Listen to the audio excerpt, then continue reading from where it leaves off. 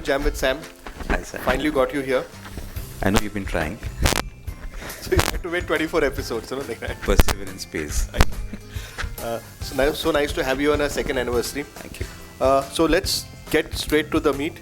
Tell us something about your schooling, your college, your work experience. I know how you started selling vacuum cleaners for Eureka Forbes, and you've come such a long way. I don't know. I know if it's way up or way down, but I'm still...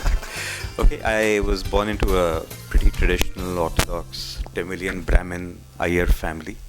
One where we were all very focused on, am I audible? On academics. So kind of did that merit list thing. I used to have coconut oil in wavy hair, literally asal, palgat Iyer types. Got into engineering college and decided that I did not like college. So I stopped going to college. And my dad was a very reasonable man. He laid out his logic, and his logic was basically, look, you live within my four walls. I said, yes.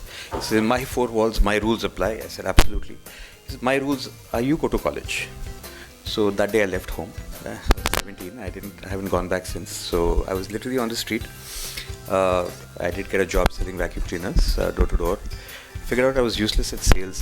People are usually useless at anything. I tried to start a couple of companies, failed miserably again. And eventually figured out that people who fail at everything end up in advertising. So I ended up as, absolutely, yeah. I ended up as a copywriter in advertising. I used to work for an agency called Takaya Gray in Bombay. They sent me to Delhi to set up the office. Then I went to Ogilvy, Hong Kong, ended up as a regional creative director. Then I got hired by a digital agency out of Silicon Valley, which was good fun. And 20 years ago, I got into digital, and 21 or something. Then helped design and launch Yahoo globally, helped design and launch Amazon globally. Learned a little bit, got tired of the .com life, and actually while I was in Hong Kong, I helped launch MTV in India. So if you remember Quick Gun, Murugan and stuff. So I'm slightly responsible for the decline and fall of Indian culture that has happened in the last 20 odd years. Actually then came back to India as the CEO of Channel V. I was asked to turn it around, sell it, turned it around, sold it to Star TV. Decided to like being in India. So actually my then wife and kid used to live in the US, moved them to India. And I've been here ever since doing a couple of things. One, I help invest in companies. So I used to run a fund called Passion Fund, and I made about a dozen investments. I still invest from there. And then I ran a fund called Seed Fund. So some of my investees across these companies are Redbus, if you've heard of them. I'll come to Redbus, yeah. So there's Redbus, Carvale, Chumbak, Heckle, My Dentist. You've seen the clinics around. If you've had, Bombay's finest beer is Dulali. If you've had that, that's out near Bandra, or at least Bombay and Pune's best beer, I'd say, and so on and so forth. And also about 10, 11 years ago, started a digital advertising and for a brand consulting firm called Pinstorm, which is, you may have seen it on Linking Road. So it's been nice, been fun. My aim in life has been to work less with each succeeding year. So I managed to bring my work life down to 2 days a week. So I haven't gotten to the 1 day a week as yet, and the 0 days a week. So I have a long way to go. So tell us something about Passion Fund and Seed Fund, and of course the Redbus story. Passion Fund was the name under which I've made my own investments. I still invest now and then through that. I basically used to believe that you need passion more than anything to kickstart your own company. Seed Fund was the first kind of, there was another friend of mine who used to run a fund called Infinity, and we kind of merged our funds together, a guy called Praveen Gandhi and I, and we set up Seed Fund. Again, in our naivety, we said we'll go and get money from other people, and not knowing who we are supposed to ask, we asked Google, we asked Reliance, we asked Motorola, and in their eternal wisdom or lack thereof, they all gave us money. So, and then after we got money, we figured we were the first company in the world that Google had ever invested, first fund that Google had ever invested in. So again, it was really kind of one of those things where we didn't know that we were not supposed to do it, so we did it anyway, and we kind of got through. The focus is always that India needs its own startups. A lot of people were investing in companies which had a US front end and India back end, where we were just, brown slave labor. Instead of, $50 an hour, we charge 50 rupees an hour, and I didn't like that. I believed we should build intellectual property and value here in India, as opposed to being, part of what I call the Saste Mein Karenge sector, which is BPO, IT services, was all SMK for me. We've done well. A lot of this has been about trying to find interesting businesses to back. So if you give me a minute or two, I'll tell you the theory under which we back businesses, and you'll see Redbus fits in there. So here's a simple theory. It might infuriate you or whatever, but at least in the world that I grew up in the 80s, it was generally believed that competition was rising, and so large companies became very close to each other and had to spend lots of money on advertising. I come from that era where we would keep trying to con clients into spending more money on advertising, and but in the last 5, 7, 10 years, something radically has changed. If I look at what made a Calvin Klein big, it was a lot of advertising. But today, a Zara is 10 times bigger, at $21 billion in sales. Or if I see Coke versus Pepsi, in the soft drink, in the carbonated soft drink era, these two guys kept trying to outspend each other on advertising. But if I take the new era, which is energy drinks, the Red Bull is at 47% market share, which is 4 times larger than Coke's energy drink and Pepsi's energy drink combined. If I take the car era, Toyota and Volkswagen keep fighting it out. But if I take the luxury electric car era, Tesla has 99% market share. And you see that again in the digital world, like email is all Gmail, also all social networking is Facebook, all microblogging. Twitter has 100% market share. There's no rival to Twitter in microblogging. And the really interesting thing to all these brands that I saw, whether it's a Zara or whether it's a Red Bull or whether it's a Twitter or a Facebook or WhatsApp or any of these guys or Gmail, was that all these guys have spent zero on advertising. You've never seen a Zara ad, you've never seen a Twitter ad, you've never seen a Tesla ad. So somewhere out there, and all the guys who spent money ended up losing. So this was a complete reversal of every damn thing I'd learned in my life in advertising, and I loved it. For me, this was something interesting where I said, can you build a great product that can grow by word of mouth? Can you build a great offering that can grow by word of mouth? So for that, you have to find a niche. The other interesting thing was, we talked about market shares. Toyota and Volkswagen are like 21%, 20% market share, and GM is 19%. But in electric cars, like Tesla is 99%, BMW is 1%, right? In video, YouTube is 85%. Who's the number 2 to YouTube? I bet you can't name it. Right? It's not Vimeo actually, so it's not right. Google is 93%, Bing is 4%, there's no number 3. And you look at it in sector after sector that you look at today, there's a number 1, number 2, you don't know who's the number 3. But in the older sectors, you could be a number 20 in pharmaceuticals and still be a big guy in India alone. Now you don't even know who number 3 is in search engines worldwide, right? So we come to a point where you could support 20, 30, 40 companies in the sector to the fact you can support 2 in a sector and they take over the world. So the race has really become to be, can I own that first one? Because the difference between the first one, the first one gets 85% market share, the second one gets 8.5% market share, the third one gets 0.85% market share. Can I either own the first, or worst case the second? I don't want to end up owning the third. So long story short, based on that theory, we said, okay, how can we find these interesting niches and sectors where we can create this overwhelming, dominating market leaders? So Redbus was one such case. Again, interestingly, so we figured out what the product was and what would really make it work. While everybody else was advertising, we just worked hard, made sure we got the inventory, owned the inventory, worked very hard. And when we sold the company a year and a half ago, we had 84% market share. Make My Trip, which had a lot more money, was 6% market share in that business, right? Again, interestingly, just FYI, in terms of building companies, everybody believes it takes a lot of money to build e-com companies. In 7 years, we spent 8 crores on Redbus. That's it. And at the end of that, we were doing 925 crores in revenues on investments of 8 crores. That's it, right? Another example is Carvale. We built it up. Many of you know Carvale. When we sold it again, we had some 90% market share on Carvale. Even today, many of our companies, so my dentist has 140 dental clinics. It's 3 times larger than Apollo's dental clinics without spending money, without spending anything on advertising. A lot of our belief is all the guys that you open the papers and see, Flipkart, Snapdeal, I believe they'll all die. The more you spend on advertising, the quicker you'll die. And the companies that will survive are the ones that are known by word of mouth. So a lot of the effort is, sorry for the preaching stuff, right, is to really find businesses that you can build through extraordinary word of mouth. So that to me is really kind of my own evolution in terms of figuring out what works, what doesn't work. So with my investee companies, what I try to do is really this, how can we spend as little money as possible, build a really remark-worthy offering, figure out how to get people to talk about it, and when people talk about it, that's the best testimonial. And people are not talking about it, kill the product, go back, improve it till you build a product that somebody talks about. Because I'm not going to go and spend 500 crores on advertising, a parity product. So that's the ex-advertising guy talking to you. I hope that. By word of mouth, you mean is online marketing or something? Online marketing also, yes, for a little bit. But it's not a lot of money. The best online marketing again is word of mouth. So, for example, Facebook, if you have if you see Sampath's page versus Indian Networker's page, your page will get more views because Facebook has figured out Indian Networker is a business, and unless you give me money, I won't spread that page. I won't make it viral. So Facebook has killed virality for all businesses. So you have to pay to play when you're on Facebook. So increasingly what we're saying is that the best online marketing is, can you create something, can you put something out there that people share, like, comment, and somebody else knows, and so on and so forth. And I try to do that in my own personal social profile as well as in that of the companies that I invest in. How can we again be more remark worthy in everything we do? Even in terms of advertising, it's not just online marketing. So there's this disease called ALS, which is a muscular degeneration disease. For 60 years or 70 years, they tried to raise money, to help find a cure. And then last year, somebody said, okay, I'm going to do this little thing called the Ice Bucket Challenge. And boom, in 1 month you had Obama dunking an ice bucket and David Cameron dunking an ice bucket himself, and they raised $100 million, which is more than they raised in the last 70 years put together, right? And it was done at zero, kind of very little production and creative cost, great idea, and zero media cost. So increasingly, to me, that is the holy grail. Now, we can't reach it always, but the attempt always is to say, can I figure out that there's something so, either in the product or in the promotion of the product, that is so incredibly viral that, that really grows by word of mouth. And that makes a brand big. So that's been kind of my new,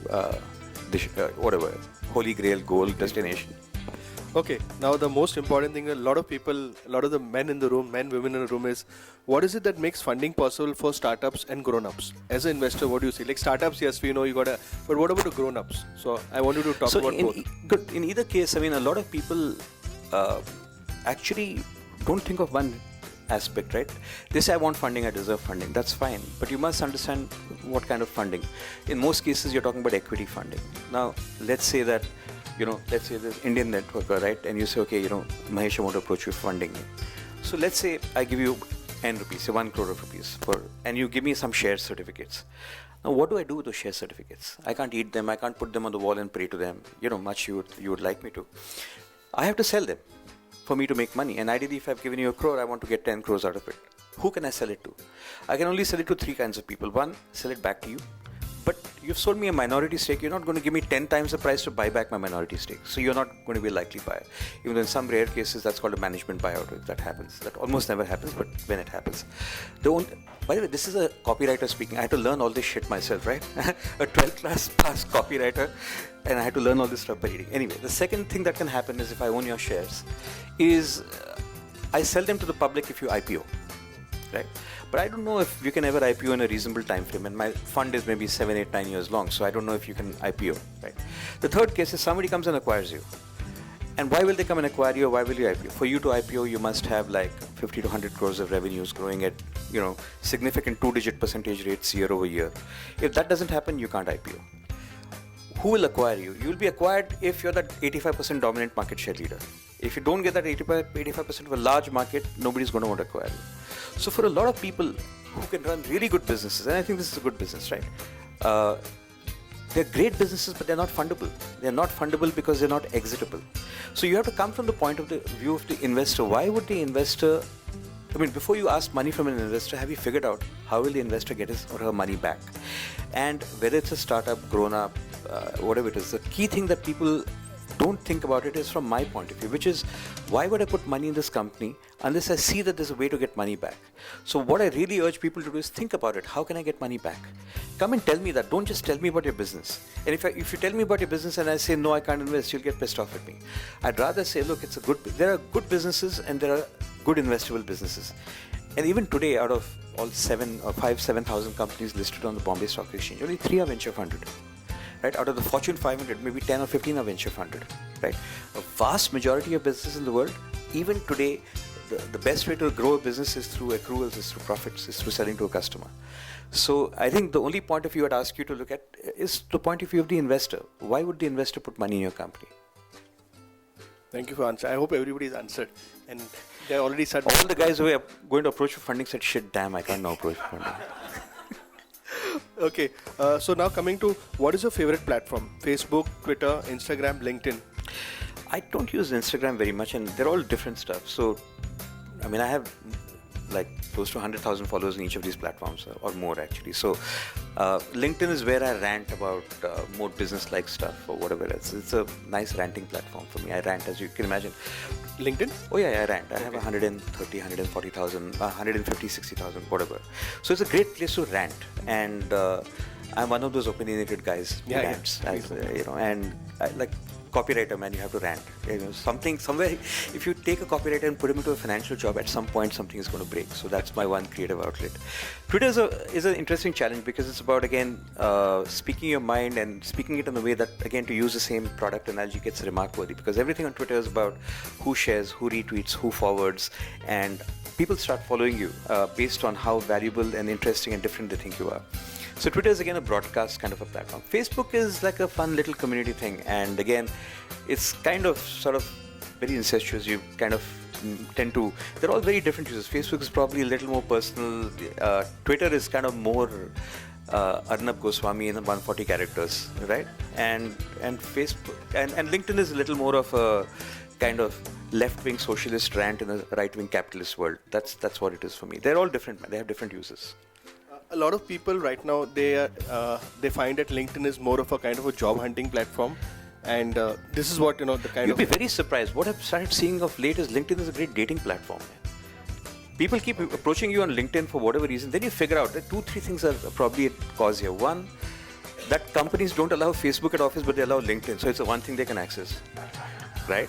Two, right? If you're a lady and you're on LinkedIn, then your spouse sees who you're going and who you become friends with. If you're on Facebook, you can do that. Or if you're a gent, similarly. On LinkedIn, nobody knows what the hell you're doing. You send somebody an in male or an in female or whatever else it is. Nobody knows, right? So it's an interesting dating platform, actually. I never thought about that. You be born, huh? Where's your wife? Yeah, she's there. She's there. She's going to read your LinkedIn right now. Okay. You're one of the top 5 LinkedIn influencers in India, and you have a fantastic. Most people just work here, but the way you have worked on it, it's really impressive. Can you just share how did you work on that? Hey, on a profile, I'm a copywriter. I bullshit. Yeah, I mean, I mean, essentially, a lot of people say I worked from this period to that period. Look, I'm not looking for a job, unfortunately, or whatever. So the point is, if you tell somebody, but I do look at LinkedIn to hire people. If you just tell me I worked at place A from this period to this period, it tells me nothing, right? Like nothing. Just because you worked in a place means nothing. I want to know what you did. Specifically, what did you do that only you could have done and nobody else could have done? That's what I want to know, right? And I think that makes it more interesting. I want you to know, that maybe you drank yourself into a stupor, or you solved a completely unsolvable problem, or you whatever, did unspeakable things on the conference room table. I want to know that. That's what makes it interesting. Not I worked from X to Y. A typical resume holds no water for me anymore. So a lot of it is about saying what can you do to make that story interesting, because somebody's out there scanning and it's got to be interesting for you, it's got to be interesting for them. So maybe looking at the next 5 years, which platform you think is going to survive and which platform is going to die a natural death? Increasingly, I think, one of the things that actually hasn't happened a lot. So here's the thing, right? So we all have some kind of social signatures and presences. So there's me, but there's a little about me on Facebook, a little about me on LinkedIn, a little about me on Twitter, on Instagram, on whatever, Google Plus, whatever the hell else you're using, right? More and more, as for example, Facebook starts cramping up on virality, and becomes more, and each of these guys become more and more revenue focused. They're going to stop the virality. So essentially, you need to build a core. So there's got to be, a sampathayangar.com or a maheshmurthy.com or a sharonprabhakar.com, which is at the core of everything. And increasingly, I believe the thing that you can own is your domain and your page and your place, as opposed to your place on Facebook, which actually Facebook owns and you don't own. So I think more and more what's really going to be important for businesses, certainly, and when I work with businesses, I say first thing you got to do is imagine that Facebook is going to die someday. If you've got all your fans on Facebook, you'll die when it dies. So you've got to pull them in, keep them with you, and make sure you own the fans and not Facebook. And I say that, and that applies to individuals too. There's nothing, even in this changing world, the one thing you absolutely must have is your core presence. And I say that as somebody, I own my domain name, but I haven't built out anything myself. That shows you that I'm good at theory and bad at practice. I must be an advertising guy. Great. Something about your family, Mahesh. Okay. I have 3 kids. I'm single. I have I have a 17-year-old by an ex-wife. He's now studying user experience and so. And I have 2 kids by Anshu, who's sitting around. Where's Anshu? There she is, and she's my partner. We have a 5-year-old and a 2-year-old. I have 2 younger brothers. They're very decent, unlike me, right? And typical South Indian parents. My dad's retired and settled down, and more than this, a lot of my family is actually my classmates that I grew up with in school. So what's really interesting is that unlike many other groups, so we've actually started. This is the guys I was with from the age of 15 to 17. And what's really interesting is we all take 3 days off in a year and get together and spend only us 3 days together. No spouses, no partners, no whatever allowed, and significant debauchery happens. But it's a good thing. I mean, they're in fact in some ways my extended family. Whom do you admire as an entrepreneur?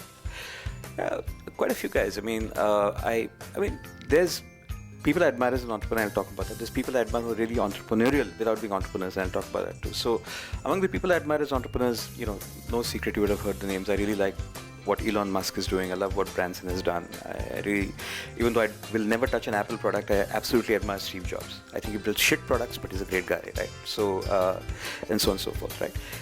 But interestingly, some of my heroes are people like Richard Feynman. He was a Nobel Prize winning physicist who was also a conga drummer during the Brazilian samba every year, who was also an expert lockpicker. And I think these guys who've got like these multi-talented stuff, who not just, when I was brought up, I was told focus and do only one thing and you'll be great in one thing. And I figured out I'm incapable of focus, and focus is overrated. So I'm perfectly happy doing half a dozen things and like pottering around in a few things. And all of these guys are multi-talented. Musk runs 3 companies and runs 3 very good companies, right? All leaders, right? And Branson runs multiple businesses and companies and lives a fun life. And even Richard Feynman. You don't have too many conga drummers in the Brazilian samba team who won the Nobel Prize for Physics, right? So these are guys I really admire. Do you think education, I mean, you dropped out of 12th standard, do you think it's made a difference, or it's a better thing you dropped out at that time? So I think that the one thing I missed out by not going to college was a network. So today, for example, a lot of the entrepreneurs you see, they're ex-IIT IIM and get funded by other IITM guys and get funded by their seniors and get sacked by their seniors and stuff. So one of the things that you really miss out is actually a network. But the interesting thing is you have the TIE logo somewhere. You had it on one of your things. So I had co-found TIE in Mumbai, and I tried to make up for my lack of network by actually actively being part of that, even though I'm a hopeless introvert. And I'm really like a wallflower at parties and whatever gatherings like this. I was actually sitting in a corner. I think so. That's one thing that you miss out. But I have a great network from school days. That apart, I don't think you miss a damn thing. I mean, most education in India is pointless. I think about it. We really, give a huge amount of importance to, he's a IIT computer science guy who went to IIM and studied marketing and then joined Goldman Sachs as a banker. What effing sense does it make? He learned swimming for 4 years, then learned running for 2 years and became a pilot. That's what our education system is, right? What we end up as, I mean, it's got no relation to what we study. I go and talk, a few years ago I've been talking at IITs for the last 15 years. 300 students, how many of you are going to write your MBA? 295 hands went up.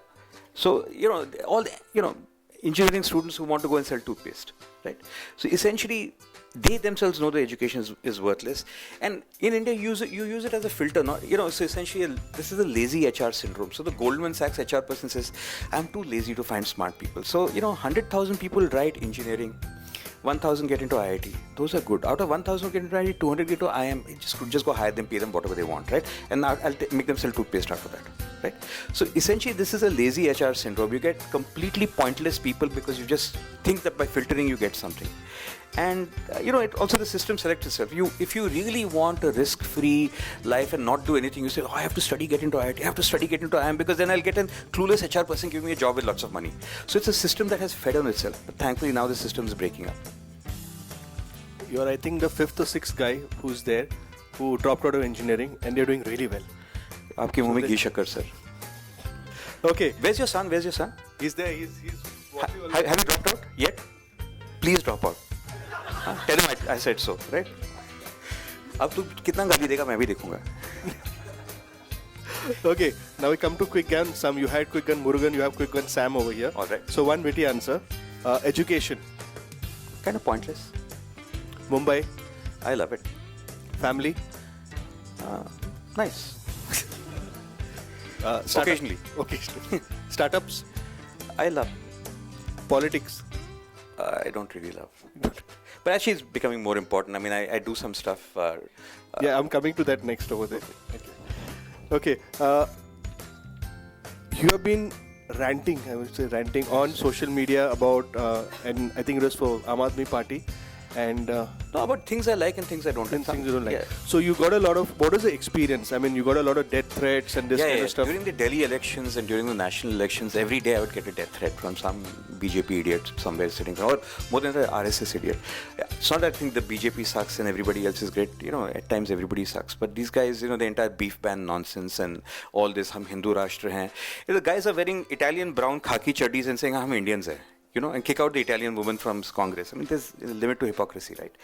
I don't really believe that we need to go back to the past to some grand old age. Everybody in India from 10,000 BC till very recently, everybody ate beef, but suddenly believe, no, beef, गाय हमारी माता है, हम नहीं खा सकते हैं, right? So I think this entire stuff is really aimed to get a set of votes together, and a bunch of old pointless men who would kind of in their lack of anything better to do figure out that we are now going to ban beef in the nation and show our might. And I think it's our job to absolutely fight it. It's my country as much as anybody else's.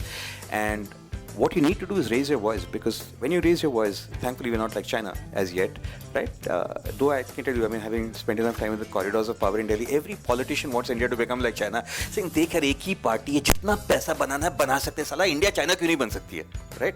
They don't have elections there. I mean, there is no opposition and stuff.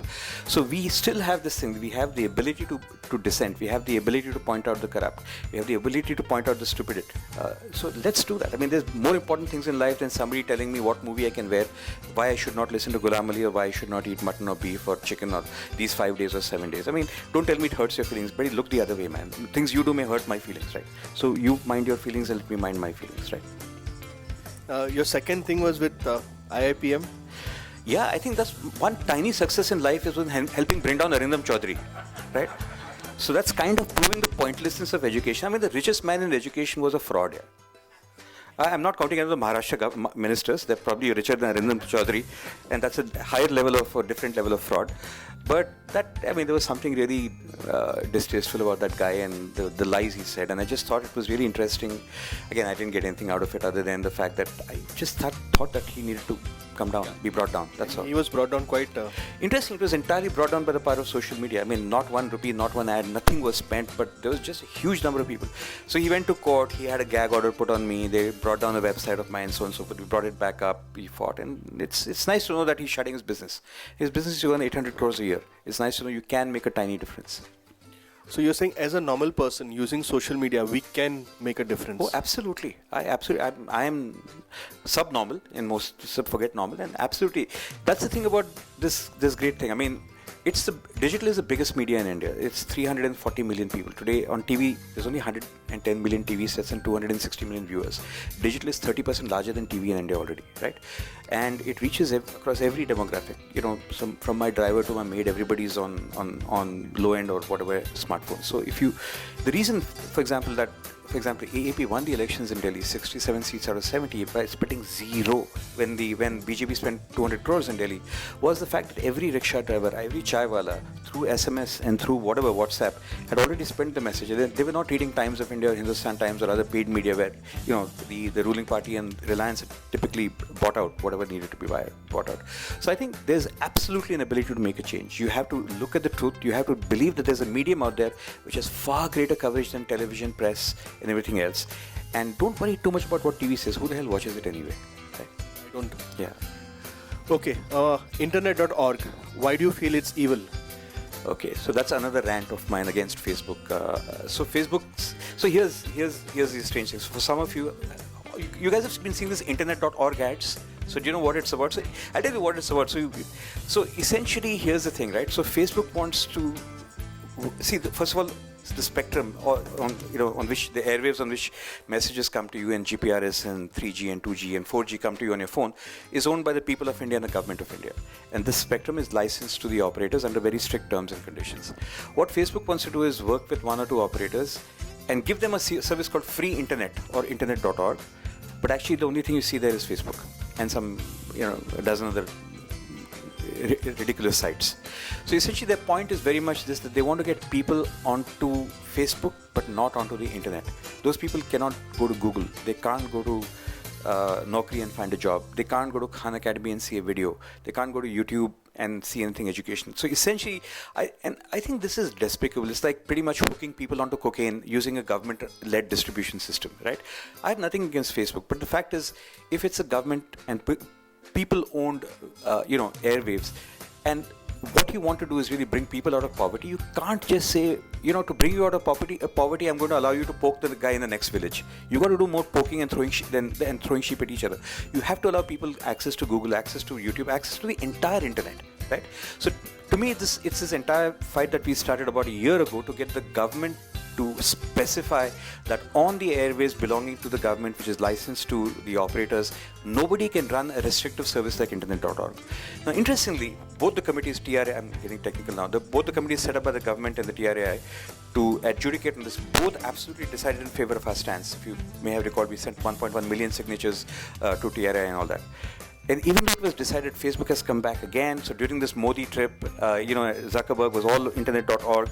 All of you change your Facebook IDs to this green on top, red about Digital India, which is actually internet.org. So it's been acting in a truly shady way. And the fight is still on to make sure they spent 50-80 crores on advertising already, because they really desperately want to get Indians onto the Facebook network, but not anywhere else. Now, there's a reason for this. It's not just that Facebook is evil.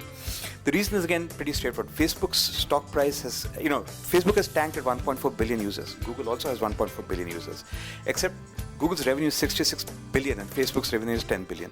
And Facebook isn't able to grow its revenue. So for Facebook to grow its revenue, it needs to find large audiences that don't go to Google. Because every time an audience goes to Google and Facebook, Google makes 6 times the revenue as Facebook, as much as Facebook. So this is an effort by Facebook to find an audience that does not go to Google. Well, that's from a corporate point of view, that's fine. Don't screw my airwaves and my people to do that, right? And I think that's my entire point out here. So we don't really have business activism or whatever else it is, but maybe this is something that it's my personal little bandwagon to ride on. So one of the things I'd like to thank you is, like, about 5 years back, you were one of the first guys who used to give free lectures on social media and all. So I was one of your, I know you still do that. So that really got me hooked onto social media, and I started a small agency, which ultimately folded up. So that's also my fault, huh? No, that's not your fault over there. I didn't come to you earlier. So I just want to thank you for that over there. Cool, my pleasure. Man. Okay, word of advice to all the young entrepreneurs out here.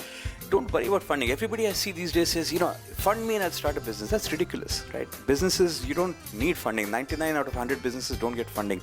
Your best funding is revenue from customers, right? In the rare case that you may be eligible for funding, you must understand what happens. You'll have to sell the company. If you take the money now, 8 years from now, 7 years from now, 6 years from now, you have to sell the company. That means you have to be ready to lose the company, right? So the problem about funding, and I can tell you in my own companies, yes, we funded Redbus. Funny from Redbus is awesome an entrepreneur. But my big regret is 2 things: that we sold when he was 900 crores and not 9,000 crores.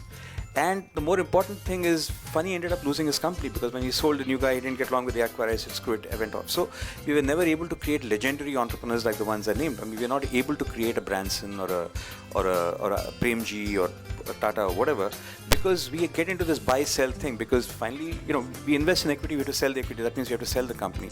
So if you want funding, remember, you will end up losing the company, more likely than not. So be very, very cognizant of that. And the other thing, more and more as I become old, grey and wise, or not wise, old grey, I realize that you don't need to sell companies. You can own a business forever, right? So maybe you should think about starting a business and owning it forever. And for you to own it forever, it means that you really can't take funding. You can go public, but if you take funding, it's very hard for that guy to exit. You need to find a way to sell his shares. Mahesh, thank you so much. Hey, thanks so much. Amazing journey. And this is a small gift. Thank you,